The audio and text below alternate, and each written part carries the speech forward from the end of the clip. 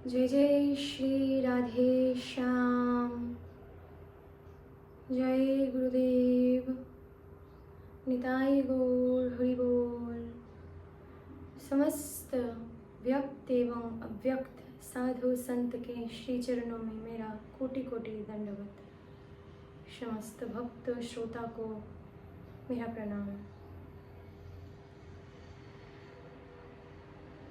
आज हम जिस बारे में चर्चा करेंगे वो है हम भगवान के योग्य है कि भक्ति के योग्य है कि। कई बार हम ये सुनते हैं श्रोताओं की मुख से, भक्तों के मुंह से कि हम तो अधम हैं, हम तो पापी हैं, भगवान हमें कैसे अपनाएंगे। भगवान हमें अपनाएंगे, ये प्रश्न, ये संदेह ही बहुत ही अजीब है, क्योंकि हम भगवान के हैं और भगवान हमारे हैं।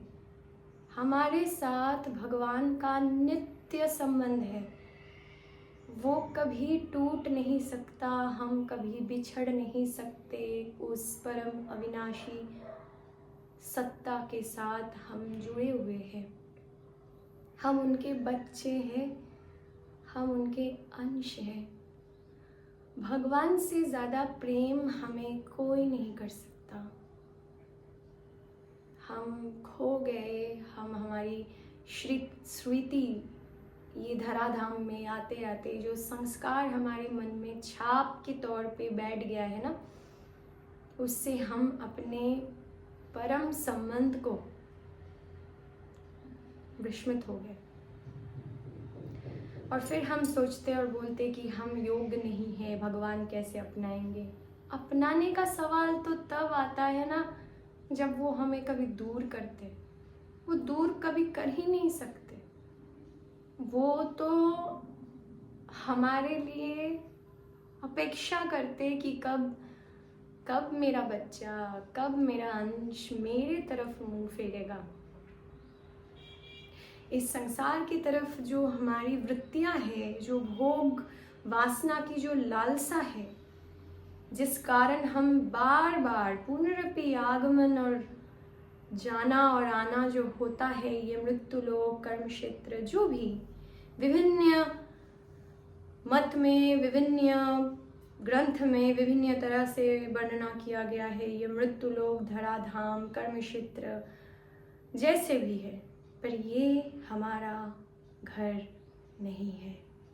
हम यहाँ कुछ दिन की यात्री है। यात्री बोलो, हमारी भोग वासना से हमें हमारी ये निवृत्ति करने का, फिर से हमें जन्म लेने का बोलो। यहाँ हम कुछ दिनों की कर्म करने के लिए आए हैं, यात्री बन के आए हैं। जैसे भी सोच लो, वो इतनी महत्वपूर्ण नहीं है। महत्वपूर्ण है कि हम कौन हैं, हम कौन हैं, हम कहाँ से आए हैं और हमारे अंदर जो बैठे हुए हैं उनसे हम बिछड़ क्यों गए हैं। कई जन्मों से वो पुकार रहे हैं, कई जन्मों से, कई जन्मों से बुला रहे हो। कोई तो नाता जरूर होगा।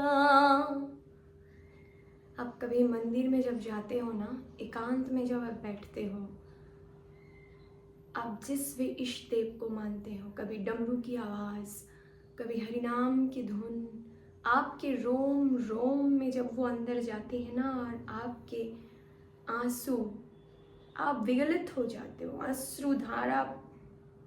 अश्रुधारे से आप पूरे सिक्त हो जाते हो। क्यों कभी सोचा है कि ये अश्रु, ये तड़प क्यों? उस भगवान के लिए, उस भगवान के लिए। वो तड़प जब तक आपके अंदर नहीं जागृत होगा, आप समझोगे नहीं कि हम भगवान के योग्य, तो भगवान के हम हैं, भगवान के हम हैं, हम भगवान के हैं, भगवान हमारे हैं। उससे बड़ा रिश्ता हमारा और कुछ नहीं है। यहाँ सब संबंध, सब चीज़ें आगंतुक है, ये सब झूठे हैं। जैसे भी मानो, जैसे भी बोलो, जब आपको वो तड़प लगेगी, हम उनको कभी देखे नहीं हैं। शायद देखे हैं, फिर भी हमारी वो ज्ञान, वो प्रेम चक्षु खुले नहीं है कि हम उनको समझ पाए। पर वो इस विश्व चराचर में हमारे बहुत पास है। जब वो आपकी जब वो बोध हो जाएगी ना, तब समझ सकते हो कि हम योग की जो बात करते हैं ना, हम योग बने तब हम भक्ति करेंगे। ऐसे नहीं होता है, ऐसे नहीं होता है। आप पहले भगवान से प्रेम करो। जो भगवान जो हमारे सबसे निकट, सबसे प्रियतम है ना, उन भगवान से पहले आप प्रेम करो। जब वो प्रेम धीरे धीरे धीरे धीरे हृदय में प्रकट होने लगेगी, आपकी पूरी सत्ता, रोम रोम में उस प्रेम भाव जागृत होने लगेगी ना, तब आप समझोगे कि उनसे निकट तो हमारा कोई है ही नहीं, उनसे प्रियतम हमारा कोई है ही नहीं। तो आप जहाँ भी हो, जैसे भी हो, आप पहले जिस भी इष्ट देव आप उनसे जुड़ते हो, उनके सामने बैठो और पूछो, हम कौन हैं, हम कौन हैं, आप कौन हो। आप उनसे बात शुरू करो। ये जो पूरी प्रपंच की वार्तालाप होती है ना दुनियादारी से, यहाँ से हटो, हटके थोड़ा भगवान के प्रति जब आप उनसे जब वार्तालाप करोगे, गुफ्तगू करोगे, फिर धीरे धीरे धीरे धीरे चेतना में वो आने लगेंगे और फिर हम लगेगा कि अरे ये तो हमारा अपना है। हम तो भक्ति में लीन हो जाओगे। तब योग तो वो अपने से कर लेंगे, पात्र वो हमें बना देंगे। हमें सोचने की आवश्यकता नहीं है कि हम योग्य है, अपात्र है, पापी है।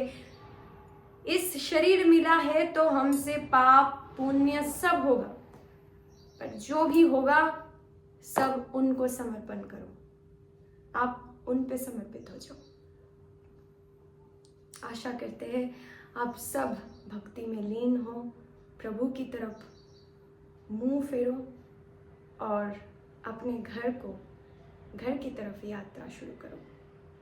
जय जय श्री राधे श्याम, जय वृंदावन धाम की जय। जय हो प्रभु।